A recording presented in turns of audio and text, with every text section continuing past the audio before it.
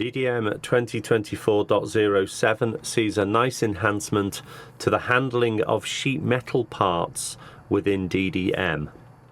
Now we have a new attribute here. As you can see, I've got a sheet metal part here, and we have a new attribute called sheet metal item. Now at the moment this is set to no for this part, and in order to demonstrate with this part, I'm just going to roll the status back to work in progress, purely for demonstration. Okay, so this is now a modifiable file and I have it reserved on my workbench. Now this currently says sheet metal no. I'm going to change this attribute and say sheet metal yes. Now if we look in the DDM administration tool, we have an option under CAD and neutral files, CAD neutral files on user save for Solidworks.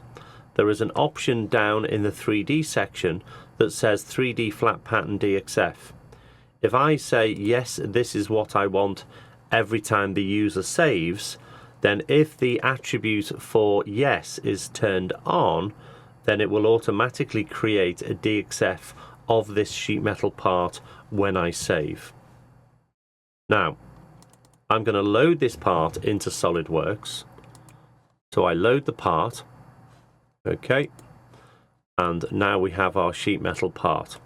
If we look at the properties of this part and look in the attachments, we only have a step model of the part. I'm going to save this away to DDM, and we've got neutral file generation turned on, and I'm going to force a save on this part. Okay. Now if I go back in and look at the properties against the attachments, we now have a DXF profile of that. If I open it, it's going to open it inside eDrawings to have a preview of it, and here we can see the DXF profile of our sheet metal part. So really nice feature for the automatic generation of DXFs for sheet metal parts. You do have the option within DDM to identify this as a sheet metal part. You can turn this on, and you can also have additional neutral file formats against it if you want. So this is a really neat enhancement. What I'm also going to do here is I'm going to close this out. Don't save that final change, and I'm going to clear my working folder. I'm going to go back into DDM. So this item is identified as a sheet metal part. The other option for generating neutral file formats, and what I'm going to do here is I'm going to remove this DXF. So I'm going to remove this purely for demonstration purposes because this says yes. In the admin tool for the action server, so in addition to generating neutral files when the user saves to the database, we also have an action server tool that can run on a server machine. It needs to have access to Solidworks, but as you can see down in here, we also have these options for the generation of neutral files, and DXF for sheet metal part is an option now. So I've turned that on. If I minimize my windows here and I run up my action client, the action client here will look at the database for any files that have got missing neutral files. So we found a part here for Solidworks, so there's actually 9 of them in the database here, so I'll just step through those, generating the neutral files for us. Okay. I'm going to wait one more time to run it again to make sure that we have our DXF, because it processes these in phases.